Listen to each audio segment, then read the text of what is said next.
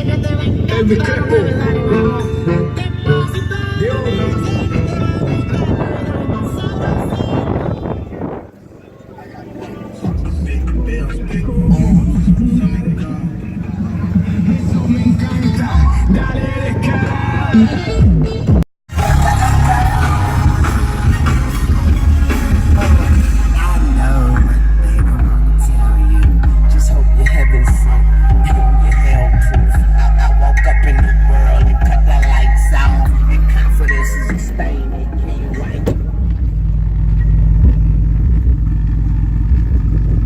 So let's do something crazy today.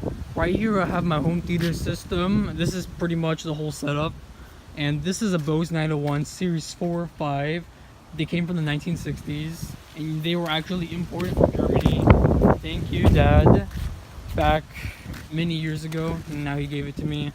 And this is a very special setup due to the fact that the EQ powers on the speakers with such sound quality. With these inputs and outputs. I don't know if you guys can see that, but it says pre-out and main in. That is very, very rare to find in a receiver these days, and that's why this setup is very expensive as well. But I'm just going to install it on my car for shits and giggles, and it's a project just for fun. And I could take it to car shows and car meets and just show it off. These are not a subwoofer replacement, these are just a home theater speaker installed. Ugh. And due to the fact that I need to wire it up to the car, I have this auxiliary cord which I will plug into the back of the receiver, which I will also plug in to this cable right here, which is connected to that speaker. I don't know if you guys have a speaker, but I think that's a subwoofer speaker. I'm not sure, I may have to connect it to a different speaker, but we'll find that out later on. And the power inverter I bought was a 1000 watt power inverter, and I actually bought this at a local store called West Marines. They have a lot of good stuff for boats and cars and projects like this. And be sure to read the instructions carefully, because not only do I have to ground the wires, as you can see, ground terminal, I also have to buy number 2 AWG wire and maximum of 5 feet. I have the 2 feet somewhere. I'll find that out later. And then other than that, let's start disconnecting the battery. So now I disconnected the battery, and what I did was I unplugged the wire which is connected to here, so I could safely remove this out without electrocuting myself or whatever. And then once I pull that out, I like to be safe. I got this rag, I put this tool under here and I unscrewed this out. So now I'm going to be connecting this wire to that. Well, where's the black wire? The black wire to that part right there, and then the same goes for the other side. I will be back once that whole process is done. Due to the fact that these nuts are really tight, I'm gonna have to bend this with the pliers and get that kind of shape so I could just slide it in and then tighten it like that. And I will be back. Alright, so I screwed everything back in, then I plugged that wire in there, and the car runs, not a single problem. That's really good. And now let's turn off the car and get to the important stuff. Because of safety, I like to have grounding points, and I grounded one right here, another one right here, and then a third one on the back. Hopefully it doesn't rain, because I need to finish the rest of this project. Apparently I only need one grounding point, and you see right here there's a new cable. I don't need 3 of them. I brought the cable in here, pushed that up, and I pulled the cable from under here, and I grounded it to the screw right here. I'm gonna get some electrical tape and tape it down so it stays secure. It's finally done. Before I get to show you the final outcome, let me explain to you 2 things. This is the correct connections. I'll get to that in just a second. But with this right here, I had to improvise to make sure I did everything correctly before I actually start spending more money, a little bit more money on doing the correct connections. And it's all worth it though, because what I did was I got these RCA cables.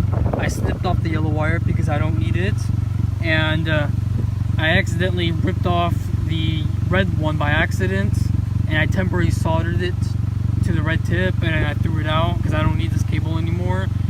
And this and this were connected to the receiver, while the white right here, the white one got connected to the yellow and white, and then the red one got connected to the brown and yellow.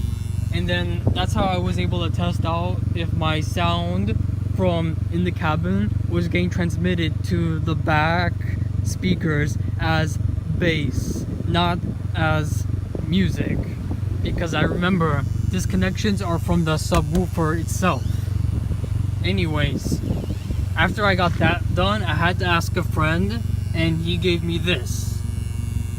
It's called adjustable line output converter, and as you can see, the connections are a bit weird. I can't explain that. He did that portion for me. And then I had to get some splitters, as you guys can see right here, because it's a weird ass connection. And the whole purpose of this was to reduce the static and to increase the bass. I don't know all this terminology. I don't even know with frequency music, all this stuff. I'm not familiar with it. Anyways, it is connected to the, what is it right here? It's an output. That is an audio output. Oh yeah. And now let's test out the sound.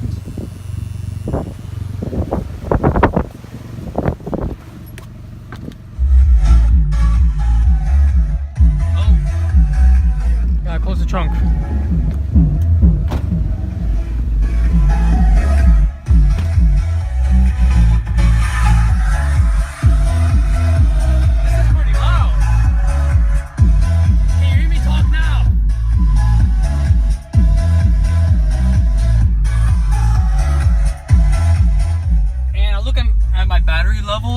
And it's all good. And if you want to know how to get these kind of settings on the car, check out my vacuuming video on the Audi A4 B8.5, and it explains to you everything I did to the car. And now that you heard, let's put it up so you can hear how it sounds like in the back.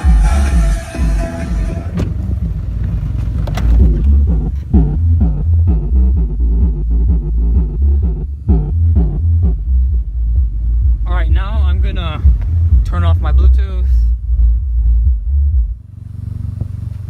and then connect music from my phone now. Give me a second.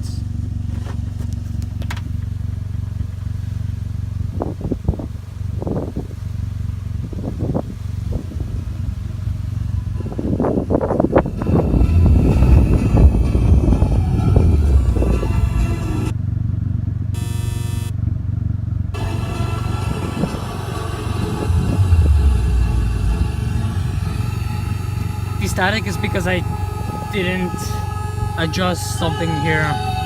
Sometimes I get a good feeling, yeah.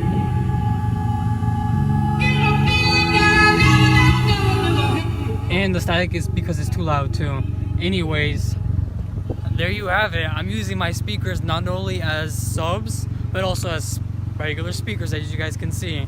And to be honest, they're not as loud as these $500 plus subwoofers, but it gets the job done. I'm pretty satisfied, and yeah, that's pretty much it. I love this project, and stay tuned for more projects later on, including getting a bumper replacement.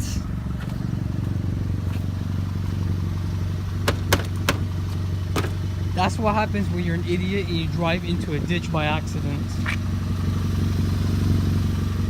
I'm just gonna get the whole thing replaced with a new one, but the new one is gonna be carbon fiber wrapped, so I can't wait for that. Peace.